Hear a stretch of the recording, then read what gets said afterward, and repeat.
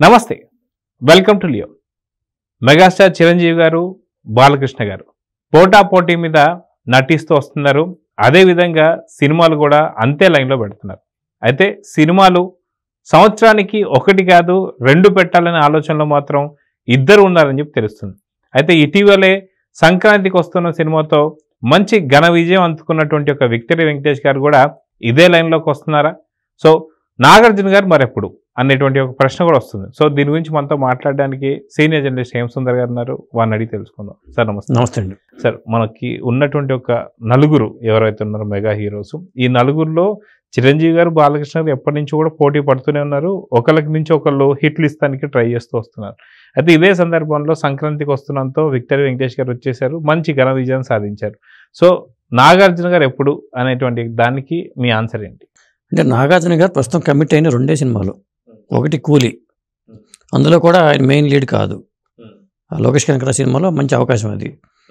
ఇక్కడికి వచ్చి ధనుష్తో చేసిన కుబేరాలో కూడా ఇద్దరు హీరోలు ఉన్నారు. సోలో హీరోగా నాగార్జున సినిమా ఇంతవరకు ఏది ఫైనలైజ్ అయినట్లేదు, సమాచారం లేదు. కాబట్టి ఆ నలుగురిలో నాగార్జున కొద్దిగా వెనకబడ్డాడని చెప్పాలి. మీరు అన్నట్టుగా చిరంజీవి గారు, బాలయ్య ఒకళ్ళ మించి ఒకళ్ళు దూసుకెళ్ళిపోతున్నారు. ఇక్కడ ఏంటంటే మనకి కుందేలు తాబేలు పరుగు పందెంలాగా కనిపిస్తుంది. వీళ్ళు ఏంటంటే మన చిరంజీవి గారు కానీ బాలయ్య గారు కానీ వరుసపెట్టి సినిమాలు చేసుకుంటూ దూకుడుగా ఉన్న టైంలో వెనకబడిపోయారు తాబేలాగా అనుకున్న వెంకటేష్ గారు. వీళ్ళు ఏంటంటే మనం ఓవర్ కాన్ఫిడెన్స్తో వీళ్ళు రిలాక్స్ అయిపోయారు అనుకోండి, తాబేలు ముందుకు వెళ్ళిపోద్ది. అందుకని ఓవర్ కాన్ఫిడెన్స్ ఉండకూడదు. అందుకని చెప్పి వీళ్ళు కూడా మనం రిలాక్స్ అవ్వకూడదు అని డిసైడ్ అయినట్టుగా చిరంజీవి గారు, ఇటు బాలకృష్ణ గారు కూడా రిలాక్స్ అవ్వకూడదని తాజాగా చిరంజీవి గారు నిర్ణయంలాగా ఉంది. ఎందుకంటే చిరంజీవి గారు మొన్నటి దాకా ఏదో విశ్వంబర లేకపోతే ఇంకో సినిమా అన్నట్టుగా ఉంది. కానీ ఇప్పుడు 5 సినిమా లైన్లో ఉన్నాయి ఆయనకి. ఆ లైనప్ చూస్తే మనం రిలాక్స్ అయితే వెనకబడిపోతామని, దీంతో ఆయన రిలాక్స్ కావకూడదు అని నిర్ణయించుకున్నట్టుగా కనిపిస్తుంది. మరోపక్క తమిళనాడులో చూసుకుంటే మనకి సూపర్ స్టార్ రజనీకాంత్ గారు కూడా దాదాపు 170 సినిమాలు పైగా ఆయన చేస్తూ వెళ్తున్నారు. దాంతో చూసుకుంటే ఇప్పుడు మనకి వచ్చేసరికి మెగాస్టార్ గారు కూడా 150 పైచిలకు సినిమాలు మనం చూస్తూ వస్తున్నాం. ఇంకో పక్కన చూసుకుంటే బాలకృష్ణ గారు 110 సినిమాలకి చెరువులో ఉన్నారని చెప్పి చెప్పుకోవచ్చు. అదేవిధంగా చూసుకుంటే విక్టరీ వెంకటేష్ గారు 75th మూవీ కంప్లీట్ చేసుకుని 76th మూవీ మొన్న ఏదైతే ఉందో సంక్రాంతికి వస్తున్నంతో ఆయన చూసాం. సో ఇదే విధంగా చూసుకుంటే నాగార్జున గారు మాత్రం మీరు ఇందాక అన్నట్టు వెనకబడి ఉన్నారు. సో కాకపోతే కుర్ర హీరోలకు పోటీ ఇస్తూ ఇలాంటి మెగా హీరోలు ఎవరైతే ఉన్నారో ఆ పోటీని సంవత్సరానికి 2 సినిమాలు పెట్టాలనే ఆలోచన మాత్రం చాలా దృఢంగా ఉందా లేదంటే ఏం చెప్తారు? అంటే ఇప్పుడు చిరంజీవి గారు విశ్వంబర సినిమా ఫాస్ట్గా చేసిన సినిమా అని చెప్పాలి. విధంగా చెప్పాలంటే మన సంక్రాంతికి టైంకి రిలీజ్ చేస్తాం అనుకున్నారు, ఫాస్ట్గా చేస్తున్నారు. కాబట్టి 2 సినిమాలు చేసుకోవచ్చు చిరంజీవి గారు. ఇక బాలకృష్ణ గారు కూడా 2 సినిమాలు చేసుకుంటున్నారు దాదాపు. ఏదో అప్పుడప్పుడు గ్యాప్ వస్తుంది, కానీ 2 సినిమాలు అయితే ఖచ్చితంగా చేసుకోవచ్చు కూడా, అవకాశం అయితే ఉంది. ఇప్పుడు చిరంజీవి గారు సినిమాలు చేసుకుంటే విశ్వంబర్ తర్వాత ఏ సినిమా అనుకున్నప్పుడు శ్రీకాంత్ వదిలి డైరెక్షన్లో సినిమా అనుకున్నారు, కానీ అది అనిల్ రావిపూడి సినిమా తర్వాతే శ్రీకాంత్ వదిలి సినిమా ఉంటుందని సమాచారం.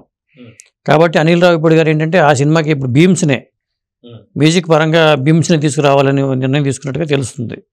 అది ఫైనలైజ్ చేశారని చెప్తున్నారు. కాబట్టి అంటే ఈ కాంబినేషన్ అనేది హిట్ అయింది కాబట్టి చిరంజీవి గారు కూడా దానికి ఓకే చెప్పారని, విశ్వంబర అవగానే షూటింగ్ పార్ట్ అయిపోగానే ఈ అనిల్ రావిపూడి సినిమాలోకి వెళ్ళిపోతారని సమాచారం. ఇక ఆ తర్వాత చూసుకుంటే చిరంజీవి గారి సినిమాలు చూసుకుంటే మరి బాబీ మైత్రి మూవీస్ వాళ్ళది బాబీతో ఉన్నట్టు చెప్తున్నారు, వాళ్ళ తీర వేరే తర్వాత.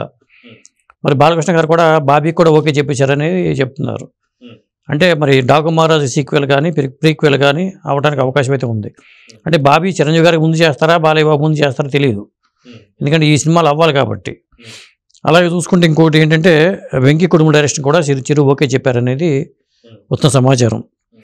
ఆ తర్వాత అంటే చిరంజీవి గారికి దాదాపు 5 సినిమాలు ఉన్నాయి లైన్లో.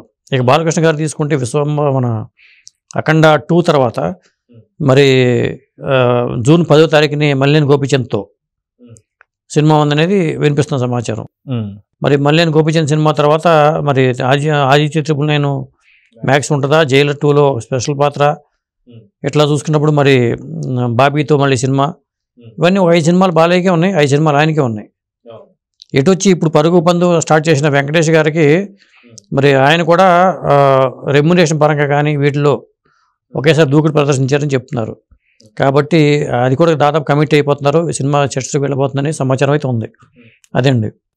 అదే మనం చూసుకుంటే కుర్ర హీరోలు ఎవరైతే ఉన్నారో ఓన్లీ రామ్ చరణ్ గారు తప్ప, ఏదైతే సానా బుచ్చిబాబుతో మొన్న మధ్య వచ్చిన గేమ్ చేంజర్ సినిమా అయిపోయిన వెంటనే సానా బుచ్చిబాబు గారి సినిమాతో ఎప్పటి నుంచో ట్రావెల్ అవుతున్న సంగతి తెలిసింది. ఇప్పటికే 3 షెడ్యూల్ అయిపోయిందని చెప్పి మనం వింటూ వస్తున్నాం. సో ఇప్పటికీ పుష్పరాజ్ ఎటువంటి సినిమా చేస్తున్నారు లేదు అనేది ఇంకా పూర్తి క్లారిటీ రాలేదు. సో అదే విధంగా చూసుకుంటే కొంతమంది కుర్ర హీరోలు మాత్రం ఈ యొక్క మెగా హీరోలతో పోటీ పడలేకపోతున్నారా అంటే ఏమంటారు? అంటే పోటీ పడలేకపోతున్నారని చెప్పాలండి. ఒక విధంగా చెప్పాలంటే కలెక్షన్స్ పరంగా వీళ్ళకే స్టార్ హీరోలుగా ఎవరైతే అనుకున్నామో ఆ పాత నలుగురు, ఇప్పుడు యంగ్ హీరోలు అనుకున్న రామ్ చరణ్ కానీ, మరి ఎన్టీఆర్ కానీ, అల్లు అర్జున్ కానీ, ప్రభాస్ కానీ ఎక్కువ లైమ్ లైట్లో వీళ్ళే కనిపిస్తున్నారు. కాబట్టి ఆ నలుగురికి ఈ నలుగురు ఇక్కడ కనిపిస్తున్నారు. మహేష్ బాబు ఒక పక్క ఇట్లా ఉన్నారు. ఇట్లా చూసుకుంటే 15 మంది హీరోలు వీళ్ళు కూడా బిజీగా ఉంటున్నారు. ఇక సెకండ్ లైన్లో ఉన్న విశ్వక్షేణ్ కానీ, లేదా సిద్ధు జొన్నలగడ్డ కానీ, ఇట్లా ఈ కేటగిరీ హీరోలు అడవి చేసి కానీ, శర్వానంద్ కానీ, నాని కానీ, ఇట్లా ఈ కేటగిరీ వాళ్ళు చాలామంది ఉన్నారు. విజయ దేవరకొండ కానీ, ఇలా చూసుకున్నప్పుడు వాళ్ళు కూడా ఉన్నారు. అంటే చాలా వరకు ఏంటంటే ఎప్పుడైనా సరే పెద్ద హీరో ఓకే చెప్తే పెద్ద హీరో వైపు డైరెక్టర్ వెళ్ళిపోతారు. సక్సెస్ఫుల్ డైరెక్టర్లు అందరూ పెద్ద హీరోలకే ఓకే చెప్తారు. ఈ స్థాయి హీరోలకి ఓకే చెప్పరు. ఎవరైతే హిట్లు లేకుండా ఉన్నారో వాళ్ళ సినిమాల వరకు వీళ్ళు నొప్పించుకోవడం, లేకపోతే వీళ్ళతో ఉన్న గతంలో ఉన్న బాండింగ్ వల్లే చేస్తున్నారు. అందువల్ల చెప్పాలంటే ఒక విధంగా చెప్పాలంటే సీనియర్ హీరోలదే హవా అని చెప్పాల్సి వస్తుంది. సో చూద్దాం సార్, ఖచ్చితంగా సీనియర్ హీరోలు మాత్రం మంచి పరువు మీద ఉన్నారు. కానీ జూనియర్స్ కూడా ఆ పరుగును అందుకొని ఖచ్చితంగా మంచి సక్సెస్ పొందాలని కోరుకుందాం. నమస్తే.